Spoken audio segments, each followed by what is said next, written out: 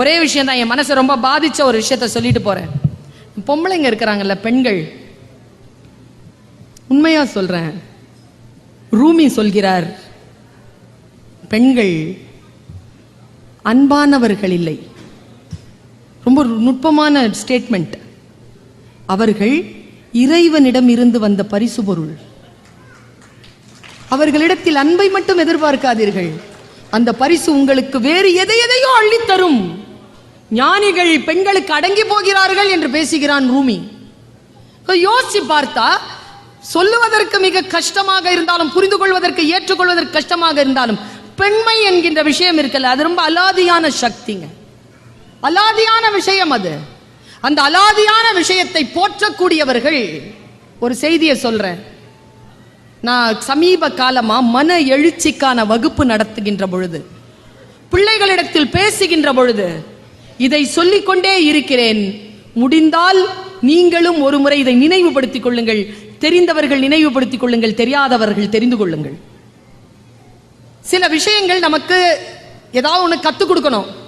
இப்ப இந்த அரங்கத்திற்கு நீங்கள் வந்தீர்கள், வருகின்ற பொழுது உங்களுடைய தரம் எப்படி இருந்ததோ, அரங்கத்தை விட்டு வெளியேறுகின்ற பொழுது அந்த தரம் உயர்ந்து இருக்கிறது. அந்த தரம் உயர்ந்து இருக்க வேண்டும். அதுதான் தமிழ் செய்யக்கூடிய மிகப்பெரிய நன்மையாக நான் கருதுகிறேன். தரத்தை உயர்த்துதல், நம் மனநிலையிலிருந்து அடுத்த கட்டத்திற்கு நம்ம எடுத்து செல்லுதல்.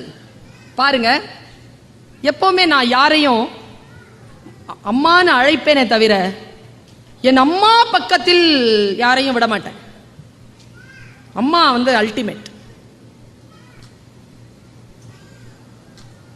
அம்மா அப்படின்னு சொல்லிட்டு ஒரு பொண்ணை சொன்னேங்க. அவளுக்கு 22 வயசு, இப்போ ஒரு 30 வயசு இருக்கும். அந்த 30 வயசு பொண்ணு நான் அம்மான்னு ஏன் கூப்பிட்டேன்? அவ என்ன செஞ்சா? அப்படி யாரு அவ? நான் யாருன்னு அவளுக்கு தெரியாது. அவ மொழி வேறு, என் மொழி வேறு. அவள் நிலம் வேறு, என் நிலம் வேறு. அவள் வடநாட்டுக்காரி, நானும் அவளும் ஒரு தாய் நாடு தான். ஆனால் அவள் தேசம், அவள் பிரதேசம் வேறு, என் பிரதேசம் வேறு. அவள் கலாச்சாரம் வேறு, என் கலாச்சாரம் வேறு. அவள் மார்க்கம் வேறு, என் மார்க்கம் வேறு. ஆனாலும் நான் அவளை அம்மா என்று சொன்னேன். எப்படி அவள் என் மனதை பாதித்தாள்? அப்படி என்ன செஞ்சா அவ? எத்தனையோ விஷயங்களை நான் வாசிக்கிறேன். மனதில் தூய்மையோடு அதை நம்புகின்ற நேரத்தில் அதை நான் மற்றவர்களிடத்தில் பகிர்ந்து கொள்கிறேன். ஆத்மார்த்தமாக விஷயங்களை எப்படி நான் உள்வாங்குகிறேனோ அந்த ஆத்மபூர்வமாக அதை நான் வெளிப்படுத்துகிறேன், நான் வெளிப்படுகிறேன். அவளை நான் அம்மா என்று அழைத்தேன். எப்பொழுது தெரியுமா? அவளுக்கு வயசு 22ங்க. அவ பேரு அரூமினா சின்ஹா. அவ உத்தரப்பிரதேசத்தை சேர்ந்த ஒரு பெண், 22 வயசு, வாலிபால் பிளேயர். அவ ஒரு நாள் உத்தரப்பிரதேசத்திலிருந்து டெல்லிக்கு போறா. வேலை கிடைச்சிருக்கு அவளுக்கு டெல்லிக்கு. ராத்திரி 1:30 மணி ட்ரெயின்ல 4 ஆண்கள் ஏறுறாங்க. அவ செயின் ஏதோ போட்டிருக்கா. நான் அவளை எங்க தெரியுமா பார்த்தேன்? அவளுடைய வீடியோவை பார்த்தேன். எப்போ தெரியுமா பார்த்தேன்? என்னுடைய பிள்ளைகளுக்கு, கல்லூரி பிள்ளைகளுக்கு நான் ஒரு கேம்ப் நடத்துவேன் NSSல. மன எழுச்சிக்காக, மோட்டிவேஷனுக்காக ஒரு வீடியோ கிளிப்பிங்ஸ் எடுத்து தேடி தேடி அந்த குழந்தைகளுக்கு போட்டு காட்டு. அப்படி ஒரு டாக்குமெண்ட்ரி பிலிம்ல அவ வரா. அம்மான்னு சொன்ன அவளை நான். நீங்க முடிஞ்சா யூடியூப்ல போய் அவளை போட்டு பாருங்க, அவளை போட்டு கேளுங்க. நமக்கு பல விஷயங்கள் நம் முன்னால் நிற்கிறது. நாம் சினிமாவையும் அரசியலையும் பற்றி மட்டும்தான் பேசுகிறோம். அதுவும் கட்சி சார்ந்த அரசியலை பேசுகிறோம். தேசம் சார்ந்த அரசியலை நாம் சிந்திப்பதே இல்லை. சினிமா பற்றி பேசுகிறோம்.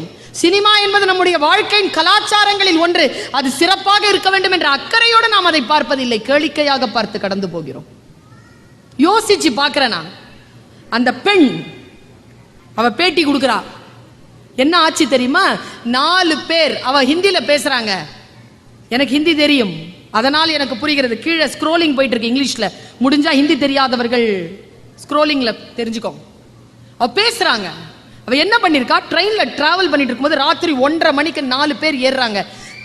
அந்த கோச்ல நிறைய பேர் இருந்தும் கூட அவன் அந்த செயினை பிடிச்சி ஒருத்தன் இழுக்கிறான். இவ ஸ்போர்ட்ஸ் கேர்ள், தடுக்கிறா. உங்களுக்கு தெரியும் தானே, வன்முறை என்பது நீங்கள் எதிர்க்கின்ற பொழுது இன்னும் கூடுதலாக உங்களுக்கு கிடைக்கிறது. அடங்கி போனால் வன்முறை, ஒரு அளவோடு இருக்கிறது, அது தொடர்கிறது. எதிர்த்தால் உயிர் போகிறது. அவ எதிர்க்கிறாங்க.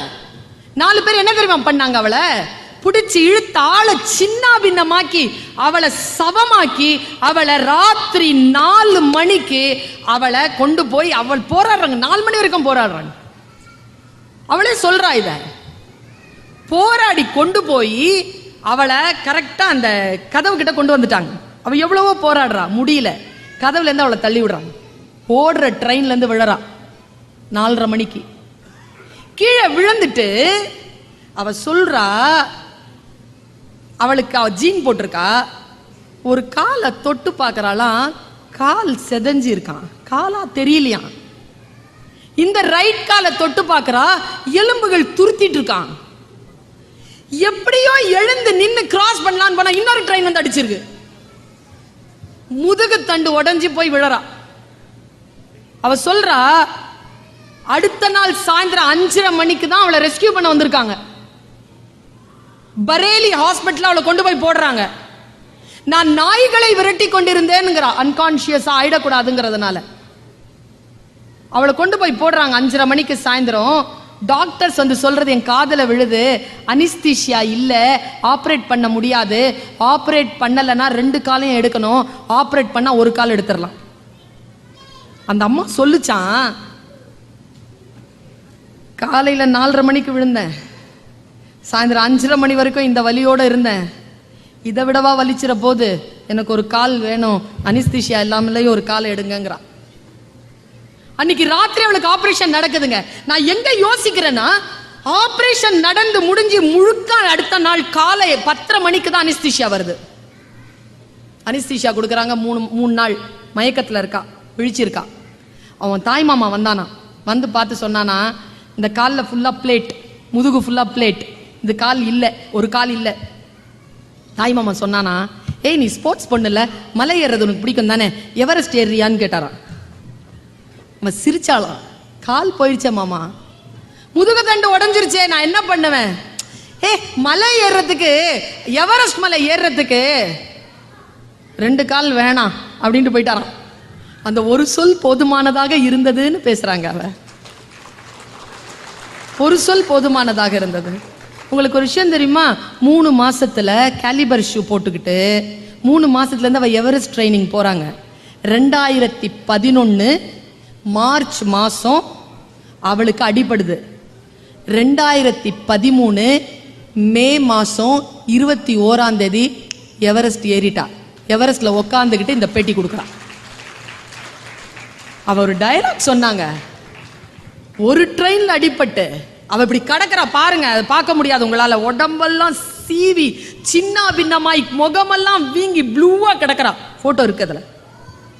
அவ சொல்றா, ஒரு ட்ரெயின்ல அடிபட்டு கீழே விழுந்து இன்னொரு ட்ரெயின்லயும் அடிபட்டு இன்னும் உயிர் போகாம இருக்கனா, கடவுளுக்கு என் மூலமாக நான் சாதிக்க வேண்டிய திட்டம் வேறு ஏதோ இருக்கிறது என்பதனை நான் நம்பினேன்னு சொல்றாங்க.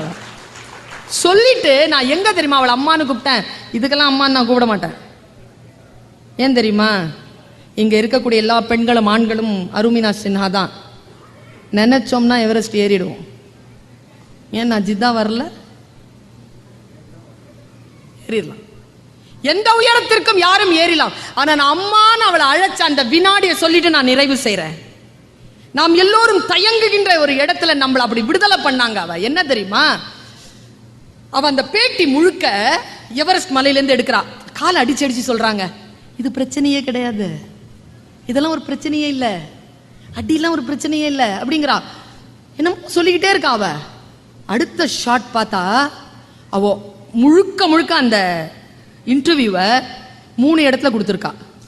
1 எவரெஸ்ட்ல கொடுத்துருக்கா. 2 அவளுடைய ரூம்ல உட்காந்துட்டு அவளுடைய ஸ்டடி டேபிள்ல உட்கார்றா. மற்ற 40 நிமிஷம் அந்த டாக்குமெண்ட்ரி ஃபிலிம்ல அது ஒரு 3 நிமிஷம், உட்காந்து பேசுறது ஒரு 10 நிமிஷம்.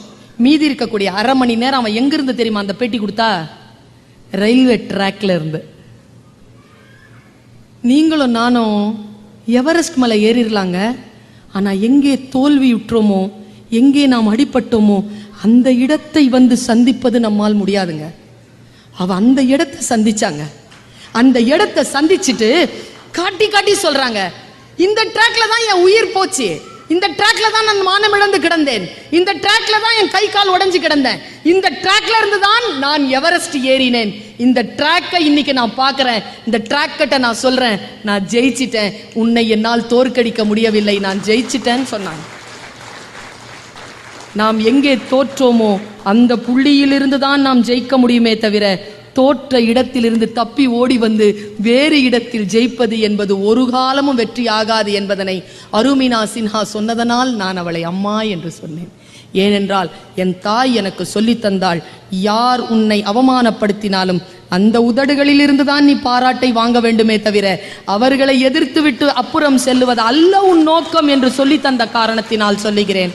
வாழ்க்கையில் வாய்ப்புகள் வரும், அந்த வாய்ப்புகளை ஆகுமானதாக மாற்றிக்கொண்டு இறை அச்சத்தோடு அடுத்த கட்டத்திற்கு உயர்வதற்கான அத்தனை தன்மைகளையும் பெறுவது என்பது மிக மிக ஆசீர்வாதமான ஒன்று.